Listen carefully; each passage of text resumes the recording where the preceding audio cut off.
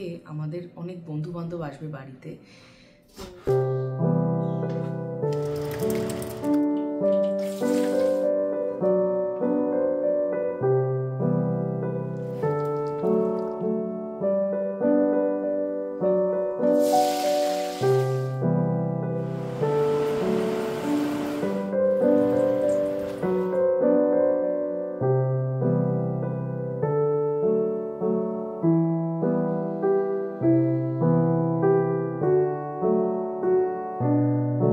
Hello everyone, welcome back to my channel. আজকে শনিবার আর সকালবেলা ঘুম থেকে উঠেই আমি ভিডিওটা স্টার্ট করে দিয়েছি। বাইরে দেখতেই পাচ্ছ কিরকম বরফ পড়ে রয়েছে।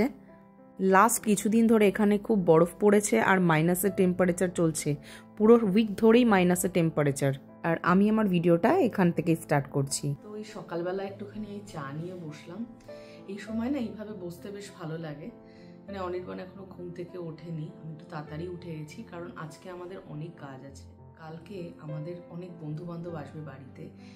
তো এই প্রথম আমার বাড়িতে এত লোক আসছে, তো তার জন্য রান্নাবান্নাও আছে প্রচুর। আর অনেক দিন যেহেতু এত মানে বন্ধু বান্ধবের রান্নাবান্না একসাথে করিনি, তো তার জন্য ভাবলাম আজকে যদি একটু কিছু সেরে রাখি, মানে আজকে যদি বেশিরভাগটাই সেরে রাখি তাহলে সুবিধা হবে, কারণ কালকে সবাই লাঞ্চে আসবে। তার জন্য সকালবেলা উঠে তো মানে রান্না করে ঘর পরিষ্কার করে সব কিছু করা সম্ভব না, তো তার জন্য আজকে কিছু রান্না বান্না সেরে রাখবো। কালকে ভ্যাকিউম করা, বাথরুম ক্লিনিং এগুলো সব করে নেব। কোনো বন্ধুবান্ধব বাড়িতে আসলে কতজন আসবে বা কতটা রান্না করতে হবে সেই নিয়ে আমার কখনো টেনশন হয় না। আমার শুধু মনে হয় কি করে খাওয়ানো যায়, মানে ওই দিনের মেনু কি করা যায়। তো ভাবলাম একদম বাঙালি সব রান্না করি, যেহেতু সবাই দুপুরে খাবে। তো বাঙালিদের তো প্রথম পাতে একটু ডাল হলে খারাপ হয় না, তাই আমি একটু সবজি দিয়ে মুগ ডাল বানাবো। মুগ ডালটাকে শুকনো খোলায় ভেজে নিয়ে ওটাকে সেদ্ধ করতে বসিয়ে দিলাম। আর এদিকে একটু টমেটো কাটছি, টমেটোর চাটনি বানাবো। এই বাড়ি প্রডিউস থেকে খুব ভালো টমেটো পেয়েছি, তো ভাবলাম ভালো টমেটো যখন পেয়েছি তাহলে একটু টমেটোর চাটনি বানানো যাক।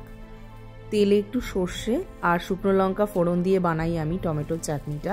একটুখানি নুন আর হলুদ দিয়ে নিলাম। টমেটোটা একটু মজুক, ততক্ষণে আমি ড্রাই ফ্রুটসগুলোকে একটু বার করে রাখি। এর মধ্যে আমি আমসত্ত্ব দিচ্ছি। এবার ইন্ডিয়ান স্টোরে খুব ভালো আমসত্ত্ব পেয়েছিলাম, ওটাই চাটনিতে দেব। এটা হলো আজকের ব্রেকফাস্ট। নাও ব্রেকফাস্ট নাও। সকালবেলা একটু অনির্বাণকে সেদ্ধ ভাত করে দিলাম, আমিও একটু খাবো। ও এটা খেয়ে বেরিয়ে যাবে মাছ কিনতে। ঠান্ডা ঠান্ডা এবং গরম গরম সেদ্ধ ভাত, দারুণ। হ্যাঁ, মাছ কিনতে যাবো তার আগে বেশ পেট ভরে ঠান্ডার মধ্যে এরকম গরম গরম ভাত, ডিম সেদ্ধ, দারুণ লাগে। এদিকে আমাদের টমেটোটা একদম নরম হয়ে গেছে। এবার আমি এর মধ্যে কাজু, কিশমিশ আর আমসত্ত্বটা দিয়ে দিলাম। আর দিয়ে দিলাম বেশ অনেকটা পরিমাণে চিনি। চিনিটা গলে গেলে ওর মধ্যে একটু ভাজা মশলা আর লেবুর রস ছড়িয়ে দিলেই আমাদের টমেটো চাটনি একদম রেডি। আমার কাছে খেজুরটা ছিল না বলে আর চাটনিতে খেজুরটা দিতে পারলাম না।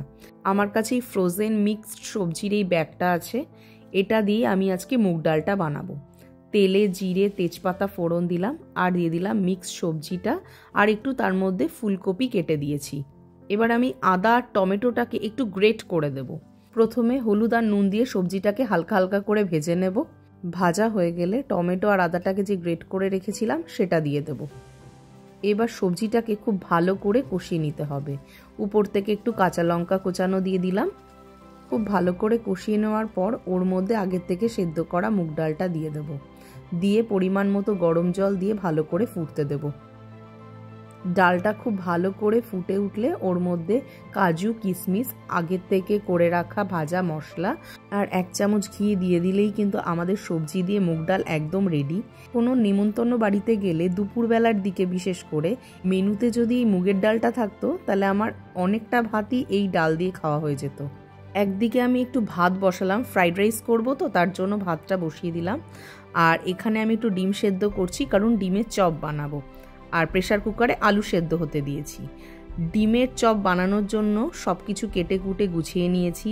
পেঁয়াজ, আদা, টমেটো, ধনেপাতা সব কিছু কেটে রেখেছিলাম আগের থেকেই, যাতে তাড়াতাড়ি রান্নাটা করতে পারি। আর এর মধ্যে দিয়ে দিলাম কিছু গুঁড়ো মশলা। তারপর এটাকে খুব ভালো করে কষাবো। বহুবার আমার চ্যানেলে তোমরা ডিমের ডেভিলের রেসিপি দেখেছো, তাই অত ডিটেলসে আর বলছি না। যে আলু সেদ্ধটা করে রেখেছিলাম সেটাকে মেখে নিয়ে এর মধ্যে দিয়ে দিলাম। এবার সব কিছুকে মিক্সড করে এটাকে একটু হালকা করে ভাজবো। তারপর লাস্টের মধ্যে একটু ভাজা মশলা দিয়ে দিলাম। আর আমি না এখানে খুব বেশি ঝাল দিচ্ছি না, বাচ্চারা খাবে বলে।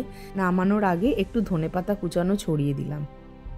অনির্বাণ বাজার করে চলে এসছে, ও মাছটা বেছে দিচ্ছে। আর এদিকে আমি একটু ফ্রাইড রাইস বানাচ্ছি।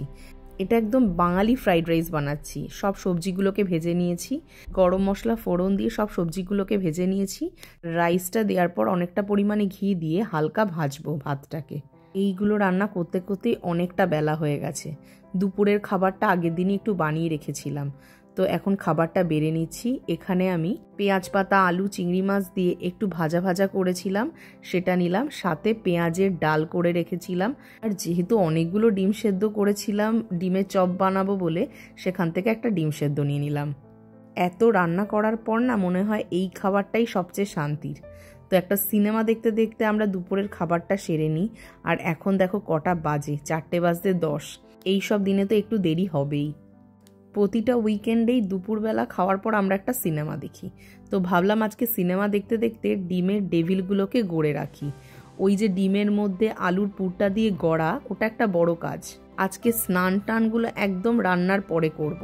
কারণ রান্নার পর এমনি মনে হবে একটু ফ্রেশ হলে ভালো হয়, তো তখনই স্নান করে নেব। এখানে আমি একটু চিকেন কষা বানাবো, তার জন্য আমি মশলাটা রেডি করছি। আদা, রসুন, পেঁয়াজ, টমেটো সব কিছুকে আমি চপারে একটুখানি চপ করে নিয়ে গরম মশলা ফোড়ন দিয়ে আমি ওই মশলাটাকে ভালো করে কষিয়ে নিলাম। এবার এর মধ্যে হলুদ গুঁড়ো, লঙ্কা গুঁড়ো, ধনে গুঁড়ো, জিরে গুঁড়ো সমস্ত কিছু দিয়ে আবারও এটাকে খুব ভালো করে কষাবো। এই মাংসের মশলাটা কষানো ভালো হলেই কিন্তু মাংসের টেস্টটা দারুণ আসে। তো মশলাটা দেখো পুরো ভালো করে কষে গেছে, তেলও ছেড়ে দিয়েছে। এবার চিকেনটা দিয়ে চিকেন সহ মশলাটাকে খুব ভালো করে কষাবো। গ্যাসটাকে একদম কমিয়ে দিয়ে আমি এর মধ্যে একটু ফ্যাটানো টক দই দিলাম। টক দইটাকে খুব ভালো করে এর সাথে মিক্সড করে এটাকে কষিয়ে একটু ঢাকা দিয়ে দেবো। আর ঢাকা দেওয়ার পর দেখো ঠিক এরকম জল বেরোবে। তারপর আমি একটু বড় বড় করে কেটে রাখা পেঁয়াজ, টমেটো আর কাঁচা লঙ্কা কুচানো দিয়ে এটাকে ঢেকে দেব। ঢেকে দেওয়ার পর পেঁয়াজ আর টমেটোটা হালকা মজে গেলেই আমাদের চিকেনটা কিন্তু রেডি হয়ে যাবে। উপর থেকে আমি একটু ধনেপাতা কোচানো দিলাম। তোমরা যদি চাও একটু গরম মশলার গুঁড়োও দিতে পারো। আর আমি না নামানোর আগে অল্প একটু ঘি দিলাম, এতে চিকেনের টেস্টটা পুরো অন্যরকম হয়ে যায়। তোমরা একবার দিয়ে দেখতে পারো। কোনো স্পেশাল অকেশানে এইভাবে চিকেন রান্না করাই যেতে পারে। পোলাও, ফ্রাইড রাইসের সাথে কিন্তু খুব ভালো লাগবে। ভাবছি মাছটা আমি একটু ভেজে দিই আর কি, যদি একটু ওর হেল্প হয়। যদি এটা বন্ধ করো, নাহলে কিছু শোনা যাবে না। এখন দ্বিতীয় দুটো যুদ্ধ করছি। তুমি ঢাল নিয়ে করো, একটা ঢাল নেবে না? ঢাল লাগবে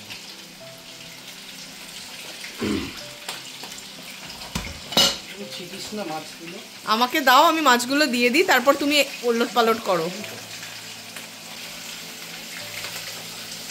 একটা টাইমে করেছি, কিন্তু এতটা করিনি, তখন একার জন্য করতাম।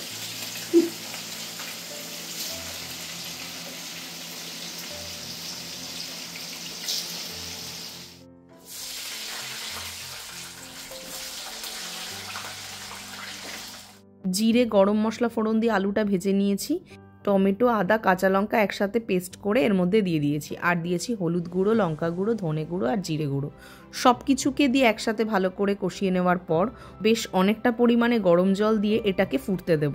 মাছটায় কিন্তু আমি কোনোভাবেই পেঁয়াজ, রসুন ব্যবহার করছি না। এখন ফুটবে তো নাকি এখন? হ্যাঁ, বাহ, ভালো ট্রেনিং হচ্ছে আমার। ভালো, ও আমাকে মশলা মিক্স করে করে দিয়ে দিচ্ছে, আর আমি কোমরে হাত দিয়ে দাঁড়িয়ে দাঁড়িয়ে এরকমভাবে রান্না করে যাচ্ছি। বেশ মজার কিন্তু।